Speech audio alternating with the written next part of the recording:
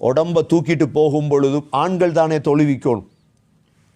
அஸ்மா பின் உமைஸ் சொன்னார்கள், எத்தியோப்பியாவிலே நான் இருந்தேன், ஹபஷாவிலே ஈச்ச ஓலை இருக்குதே, ஈச்ச ஓலையை நெய்து மையத்துக்கு மேல் போடுவார்கள்.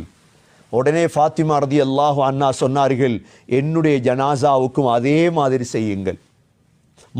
முதலாக ஈச்ச ஓலையால் மறைக்கப்பட்டது ஃபாத்திமா ரலியல்லாஹு அன்ஹாவுடைய ஜனாசா தான். இரவையில் தான் என்னுடைய ஜனாசாவை அடக்கும்படி வசிய செய்தார்கள். ஜனாசாவை அஸ்மா பின் உமைஸும் அலி ரலியல்லாஹு அன்ஹு அவங்களும் தான் குளிப்பாட்டினார்கள். பக்கீயிலே தான் உங்களுக்கு தெரியும், தன்னுடைய வீட்டுக்குள் அடக்க விடவில்லை ஃபாத்திமா ரலியல்லாஹு அன்ஹா. பக்கீயிலே தான் ஹஸரத் ஃபாத்திமா ரலியல்லாஹு அன்ஹாவுடைய கபர் இரவு நேரம் தோண்டப்பட்டது.